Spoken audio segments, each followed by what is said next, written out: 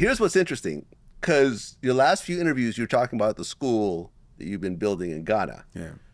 But recently, I read that Ghana robbed you for $1 million. Yeah, actually 1.2 million. $1.2 million. Well, I mean, robbery, I was probably obsessed. So I probably made it a little bit more harsh than what it was. So when I built this school, you know, I've been going home for the past, since when I went back home for the first time. For the past 20 years, I've been going home. You know, I go home and one thing I noticed a lot of the kids in the cities or even in the villages, they're all hanging around doing school hours. And I never understood that because, you know, from the time I came to America, the kids had to go to school because school's free. And I never understood why kids were like roaming around doing school hours. And I found out why. Like, you know, they couldn't afford school. And there are some public schools which is called government schools. Mm-hmm. But even with those, you still have to buy uniform. You have to buy books. You have to buy this and that.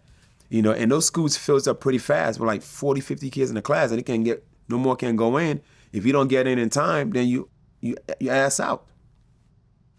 So a lot of kids were out there with no education, and I never understood that. So I'm like, damn, man, I felt so bad. I'm like, you know, when I able to get some money, I'm gonna do something about it, you know. And then I eventually, you know, I got blessed enough. I mean, took like $500,000, built this beautiful campus, beautiful school, you know, with a house next to it in case I decided to go visit. I could just chill there. Built this nice thing in a village, you know. And I was like, let me get these kids a free education. You know, and a lot of times things sound like a great idea. After a couple of years, I'm like, oh, this shit getting expensive, you know. Because this is not like, you know, it's not self-sufficient where it just makes money to support there's itself. no money. Yeah. So meaning like, if I'm taking on keep responsibility, money into it, I have to keep doing this every time, like out of my pocket. To the life of I can't just have the kids in 1 year, I'm like, sorry guys, I can't afford this anymore. You know, y'all go figure it out. Yeah, I mean, even Oprah had problems with her school in Africa. For real? Yeah. Okay. So I said to myself, how can I sustain this for its lifetime? You know, and at that time, one thing about Ghana and a lot of African countries, you know, a lot of people don't have money. So if you have money, you can make money. You know, whether it's through the banks and other things, you know, you make money through the bank, you know. And I know like in the States, like I have I'm not a big gambler, you know, I'm not big on stocks. I don't like shit going up and down. You know, that's how you could get rich. You also get broke that way. I'm big on stocks, let me tell you. Oh, so yeah, you doing well? Most stocks? of my fortune is from stocks, yeah. For real? Okay. Yeah, easy. You know, and like me, I always been scared, you know, even my financial advisors here, you know, I have about like 25% of my money in stocks, and it drives me crazy. Because they say, don't look at it. I look at my shit every day. Yeah, me too. I look at it every day. Mm-hmm. Because, you know, at the end of the day, I'll be honest with you, I don't trust those financial advisors. I don't. I mean, I'll hang out with you afterwards. We'll have a long talk. I'll put you up on game, and I'll show you the books that I read and how you do it all yourself. Got you. And I'll tell you, I'll be open with what I do. Yeah. But back to my school. So I said to myself, how can I sustain this for life? So at that time, you know, they had Eurobonds, mm-hmm. right? So Eurobonds, pretty much, the money would stay in the currency that you put it in. Whether it's euro, dollars, pounds, whatever you put it in, it would be in that currency, right? And the Eurobonds was paying, if I'm not mistaken, at least 9% interest rate, which is unheard of. Mm-hmm. You know, because I have bonds here in the States, and they're like 4.5, 5%. 4.5%, yeah. You know, I'm like, oh, this is almost twice the amount. So I did my calculation on the school. I said, okay, this school's costing me about $9,000 to $10,000 a month, which is not bad at all to run a whole school. Still a lot of money, though. Still a lot of money. Yeah, over $100,000 a year. Yeah. Yeah. So I said, okay, 9 to 10. After taxes and all that stuff. Yeah, I get it. I said, every month this school's cost me $9,000 to $10,000 a month. How much would I need to put in bonds so that way I'm having this money come in? And I said, okay, $1 million. In fact, I ended up doing $1 million, 1.2, because when I wired the money, I thought I only wired $750,000, but I already had wired $1 million, and I remember doing another $250,000 more. Because what I did like because these bonds pays every 6 months, so I made like 5 different ones. So that way they pay different times. That way I always make sure money was there. You know. So I'm like, okay, so I end up sending 1.2 instead of $1 million. And my financial advisors, you know, when I was sending this money, they said, Mike, you sure you want to do this? You know, when you're wiring money overseas, they always want to make, it's certain countries that they have a list of where terrorist countries, where they will not advise you to send money or they won't allow you to. Regardless if it's your money, there are certain countries on the list where you cannot send money to because it's on a terrorist. They will make sure you're not supporting terrorism. Mm-hmm. Ghana, on the other hand, is probably one of the most peaceful places you could be. Ghana has never had no civil war. Ghanaians are very peaceful. We are loving people. We are, you know, I mean, what's the worst crime that happened to you in Ghana? Somebody snatched your phone? There's no crime in Ghana. Ghana is probably in the top 3 safest countries in the world. If you Google it, I'm very sure, I've never Googled that, but I'm sure if you Google Ghana, it's in the top 3 safest country on earth. Mm. Now, when you're doing bonds, you know, bonds, of course, are government related, you know, so I did my research and there's never had issue with bonds. And even in the world, bonds don't go bad unless there's a civil war. Right. Something bad gotta happen. You know, and Ghana's never had no smoke, no issue. So I built the school. I said, okay, let me send this money. It's gonna bring me, you know, $10,000 a month. School be paid for. I invested $1.2 million in my country. And I'm like, okay, this is the land where I came from. This place made me who I am. What's wrong with giving them, you know, well, if you add the school money, almost $2 million because I built the school. I said, what's wrong with me giving back to where I came from? Mm-hmm. It's only right. Right.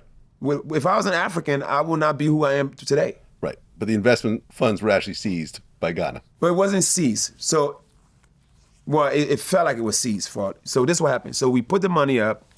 I probably it made one payment. The payment stopped. And, you know, and this was right around COVID time. Right around COVID. Payment stopped. We don't know what's going on. You know, and mind you, you know, I also had some treasury bills, but the treasury bills were in Ghana money. Now, those are a little different. Anything in the Ghana currency was fine, was safe, because they could just print some fucking money, you know? Yeah. The reason why I didn't choose to do that amount of money in the Ghana currency was because their money goes up and down. Right. The euro is much more stable. The euro is, you know, the dollar. Similar to the dollar. Exactly. Right. They're stable. So, you know, in fact, when I did the Eurobonds, our dollar was 6 cedis. Cedis is the name of Ghana's money. Mm-hmm. A dollar was 6 cedis. Right now, a dollar is 15 cedis. You know, so even the treasury that I opened up that it matured 3 years later, I lost. Mm-hmm. So because of that, a lot of people were enticed by this Eurobonds because your money stays in the dollar currency. They stopped making payments, and I'm like, okay, what's going on? I spoke to the lady at the bank. She said, you know, they're just having a little issue. The government, you know, they're in debt. They borrowed money from China, COVID, bunch of excuses, which is excuses to me. They used your money to pay back their Chinese debt. Yeah, they used my money to pay China. That's crazy. Crazy, unheard of. Yeah. And that's just me. I have a bigger voice, but it's probably hundreds of thousands of other people that invested their money. Yeah. And then, you know, so I said, okay. But then I spoke to one guy that worked for that particular regime. You know, and I apologize for blaming my problem on Ghana. Ghana is not the problem. You know, it's usually it's people that are in office are the problem. You know, so the particular Ministry of Finance from the NPP regime. You know, we have Democrat here and Republican. Here in Ghana, they have like the big ones are NPP and NDC. Mm-hmm. So at that particular time, NPP was in office. So they are the one to be blamed for it, not Ghana. Ghana is a great country with great people. You know, I apologize to my Ghana for what I said, but I'm blaming it on the NPP and the Ministry of Finance and whoever, or that regime. They decided to use our money to pay whatever debt it is, and then you know what it said to us? It said, you know, thank you for helping us save the country. Involuntarily, motherfucker. I didn't volunteer my money for this shit. So we didn't have nothing for, now it's going on 2 years, no payment. So now I'm How am I gonna go find new money to pay for the school? You know, and now I'm funding out of my pocket. Now my money is on hold. And, you know, so I spoke to the bank lady. She said, Mike, they're going to figure this out. You know, just a little issue, but everything should be okay. I said, okay, cool. 2 years later. 2 years later, then I hit up one of my guys that worked for that regime. I said, yo, man, what's up with your government? You know? He's like, Mike, I'll get you your money back, but I'm going to need 10%.